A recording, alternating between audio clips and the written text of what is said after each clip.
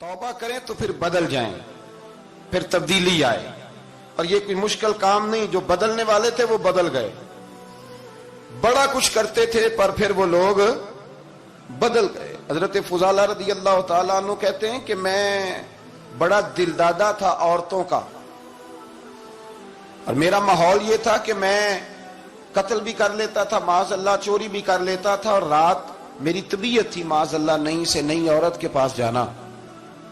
कहते हैं अबू जाल ने ऐलान किया कि जो नबी पाक अलैहिस्सलाम का सर अक़दस माज़अल्लाह काट के लाएगा, नकले कुफ्र कुफ्र न बाशर, 100 सुर्ख ऊंट इनाम मिलेगा। तो मैंने इरादा कर लिया कि मैं बहुत सारा इनाम हासिल करूंगा। कुरान मजीद में ना अल्लाह फरमाता है कि बहुत सारे लोग ऐसे हैं जिन्हें अगर मैं रिस्क में कुशादगी दे दूं, ज्यादा पैसे दे दूं, फरमाया बागी हो जाएं, वो सरकश हो जाएं। ये बहुत सारे लोगों को जो अल्लाह तबारक व तआला इत्दाल में रखता है तो ये उनके लिए बेहतर है। हर बंदा दौलत के होते हुए नेक हो सकता, तो ये अल्लाह अगर रखता है ना इत्दाल में तो शुक्र करे अल्लाह का, वरना तो लोग अय्याशियां करें, पता नहीं क्या कुछ कर गुजरे। तो हजरत फुजाला कहते हैं कि मैंने खंजर तैयार किया और मैंने बगल में उसको छुपाया, ऊपर मैंने चादर ओढ़ ली। अब मुझे पता था ज़ोहर की नमाज के बाद नबी पाक सल्लल्लाहु अलैहि वसल्लम तवाफ़ काबा के लिए, बैतुल्लाह शरीफ के तवाफ के लिए जाते हैं। कहते मैं भी उस तरफ बढ़ा। रास्ते में ना वो खातून जिसके घर मैंने रात आना था, मैंने दरवाजे पे दस्तक दी। मैंने कहा कि तैयार रहना, तैयार रहना, आज मैं बड़े पैसे लेके आऊंगा। उसे मैंने ये कहा और फिर मैं चला गया बैतुल्लाह शरीफ का तवाफ करने। कहते हैं अल्लाह के महबूब भी तवाफ कर रहे थे तो मैंने भी तवाफ शुरू कर दिया। इरादा ये था कि जहां नबी पाक अलैहिस्सलाम मेरे करीब से गुजरेंगे तो मौका पाकर मैं हुजूर के जिस्म अक़दस पर खंजर खोप दूंगा और माज़अल्लाह शहीद कर दूंगा। कहते हैं हुजूर एक दफा भी मेरे पास से गुजरे तो मैं हिम्मत ना कर सका, दूसरी दफा भी पास से गुजरे तो मैं हिम्मत ना कर सका, तीसरी दफा भी गुजरे तो मैं हिम्मत। नबी करीम सल्लल्लाहु अलैहि वसल्लम 2-3 दफा गुजरे तो फरमाते हैं कि मुझे मौका ना मिला, इसलिए कि हुजूर फरमाते हैं अल्लाह ने रोब के साथ मेरी मदद फरमाई, दुश्मन पर मेरा रोब तारी हो जाता है। फरमाते हैं जब चक्कर पूरे हो गए तो महबूब करीम ना छठे चक्कर पे फरमाने लगे फुजाला चक्कर एक रह गया है, बेखबर हो जो गुलामों से वो आका क्या है, एक फेरा रह गया। कहते तवाफ मुकम्मल हो गया तो महबूब मेरे करीब आए, फरमाया वो काम करते क्यों नहीं जिसके लिए आए थे। मैंने अर्ज की या रसूलल्लाह कौन सा काम, कैसा काम? अंदर तो चोर था ना, बांझ फकीरों किसे नहीं मारिया, ए हुई चोर अंदर दा, अंदर चोर था ना। कहते हैं हुजूर ने मुझे कंधे से पकड़ के हिलाया, फरमाया करते क्यों नहीं। जब हुजूर ने हिलाया तो वो खंजर भी पैरों में गिरा और मैं भी रसूलुल्लाह के पैरों में गिर गया। मैंने कहा हुजूर मुझे कलमा पढ़ा दें। कहते हैं हुजूर ने पहले मेरे दिल पे दस्ते मुबारक फेरा, फिर मेरे नबी ने मुझे कलमा पढ़ा दिया। अब ना मुरीद होने वाला कहता है कि जी आहिस्ता आहिस्ता मैं ठीक हो जाऊंगा।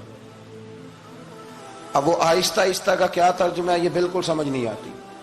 भाई किसी बंदे से 5 लाख रुपया लेना है तो उससे वो कहता है जी मैं आहिस्ता आहिस्ता दूंगा, 500 रुपया दे दिया करूंगा रोज का, तो कहते हैं मेरी रकम खराब होती है, पूरे दो।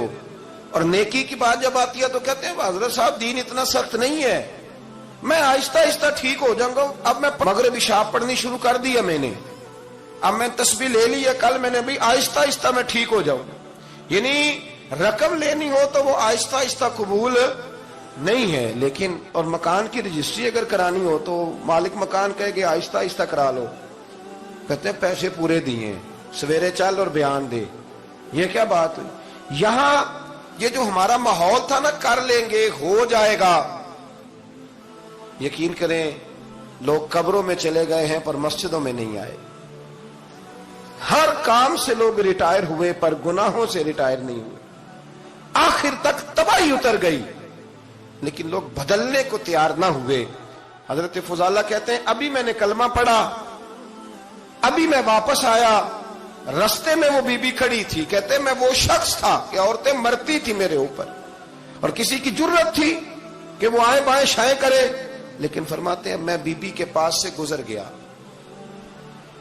पहले तो उसका ख्याल था रुकेगा, लेकिन जब मैं रुका ना तो दरवाजे पे आई, और जब मैं गुजर गया तो उसने आवाज दी, लेकिन मैंने सुनी अनसुनी कर दी। जब आगे बढ़ा तो मेरे पीछे दौड़ी। فرماتے مجھے پکڑ کے کہنے لگی فضالہ تجھے کیا ہوا، تو وہی نہیں جو یہاں سے گیا تھا؟ آپ فرماتے میں کبھی نہیں رویا تھا، میں کبھی نہیں رویا تھا۔ اور جب کہا نا تو وہی نہیں، کہتے میں نے سر اٹھایا تو میری آنکھوں میں آنسو تھے، میں نے کہا میں جو گیا تھا وہ نہیں ہوں، اب تو میں محمد عربی کا غلام بن گیا، اب میں وہ نہیں ہوں، اب نہیں ہو سکتا کہ کوئی میری نظر میلی ہو جائے، یہ کیسے ممکن؟ اب نا اسلام کی تعریف ہم نے یہ کی ہے کہ خبردار کوئی ہمارے قریب نہ آئے، ہم کسی کو بات نہیں کرنے دیتے کہ ہم مسلمان ہیں، ہم بات نہیں کرنے دیتے۔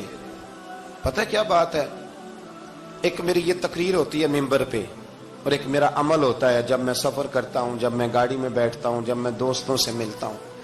جب ان دونوں باتوں میں تضاد آتا ہے نا، تضاد، تو لوگ تقریر کو جذبات نہیں کہتے، ایک فن بن جاتی ہے تقریر۔ آپ کو پتہ ہے نا، واعظین نعت خواں کہتے ہیں میں نے محفل لوٹ لی، پھر لوگ شمار کرتے ہیں کتنے لوگوں نے سبحان اللہ کہی، پھر لوگ شمار کرتے ہیں کہ آج 5 بندے روئے بھی تھے جب میں تقریر کر رہا تھا۔ تو پھر یہ فن ہے، یہ جذبات کا اظہار۔ سمجھ لیں بات کو کہ عمل جب آپ نہیں نہ کرتے عمل، تو آپ خود بڑے بے چین رہتے ہیں کہ یار یہ میں کیا کر رہا ہوں، یہ کون سا گورکھ دھندا ہے کہ میرا عمل صفر ہوتا جا رہا ہے۔ ہمارے ایک استاد تھے تو وہ فرمایا کرتے تھے کہ اگر پڑھے لکھے آدمی کو تم بے عمل دیکھو تو اس سے دور ہٹ جایا کرو، ورنہ تمہیں بھی بے عمل کر دے گا۔ میں نے ان سے عرض کی، میں نے کہا حضور یہ کیا ہے؟ تو فرمانے لگے اپنے حضرت صاحب سے پوچھنا، وضاحت کریں گے۔ میں نے حضرت صاحب سے کہا جی عجیب بات کر دی ہے، علم والے بندے کے پاس بیٹھ کے تو علم آتا ہے۔ تو وہ فرما رہے تھے کہ علم والے بندے کے پاس اگر وہ بے عمل ہو تو بالکل نہ بیٹھنا۔ تو حضرت صاحب فرمانے لگے انہوں نے صحیح کہا ہے۔ اب بات بہت بڑی ہے، پتہ نہیں آپ کی سمجھ میں آتی ہے نہیں آتی، بہرحال کر دیتا ہوں۔ پڑھا لکھا بندہ اگر بے عمل ہو تو اس کے پاس، تو میں نے کہا حضور کیوں؟ فرمانے لگے اس لیے کہ وہ اپنی بے عملی پر بھی دلائل دے گا، وہ بے عملی پر بھی دلیلیں قائم کرے گا کہ یہ وجہ ہے تو اس لیے میں ایسے کر رہا ہوں۔ تو چونکہ وہ بے عمل ہے اور ہے پڑھا لکھا، نبی کریم صلی اللہ علیہ وسلم کے غلام نہ پل بھر میں بدل جاتے تھے۔ اور اللہ تعالیٰ بھی نا بڑے موقع دیتا ہے ہمیں، بڑے موقع۔ حضور نے فرمایا جس نے ایمان اور احتساب کی نیت سے روزے رکھے وہ نئی زندگی کا آغاز کرے، اس لیے کہ اللہ نے اس کے پچھلے سارے گناہ معاف فرما دیے۔ میرے نبی کریم علیہ الصلوۃ والسلام نے فرمایا جو شخص بیمار ہو گیا، مریض ہو گیا، اور نسائی شریف میں فرمایا کہ 3 دن تک بستر پہ رہا اور اس نے شکوہ نہ کیا اللہ کا، اور جب وہ شفا یاب ہو کے بستر سے اٹھا ہے نا، تب اللہ نے اس کے پچھلے سارے گناہ معاف فرما دیے۔ اور فرمایا جو حج کرنے گیا، حج کر کے واپس آیا، اللہ کے حبیب فرماتے ہیں یوں سمجھے کہ میں آج ہی ماں کے پیٹ سے پیدا ہوا۔ بڑے موقع اللہ نے دیے، بڑے موقع، بڑے سارے موقع عطا فرمائے کہ میں تیرے پچھلے گناہ معاف کر دوں گا، تو بھی تو نئی زندگی کا آغاز کرنا، تو بھی تو شروع کرنا نئے سرے سے، تو بھی تو بدل کے آنا، تو بھی تو اپنے اندر تبدیلی پیدا کرنا۔ توبہ کریں تو پھر بدل جائیں۔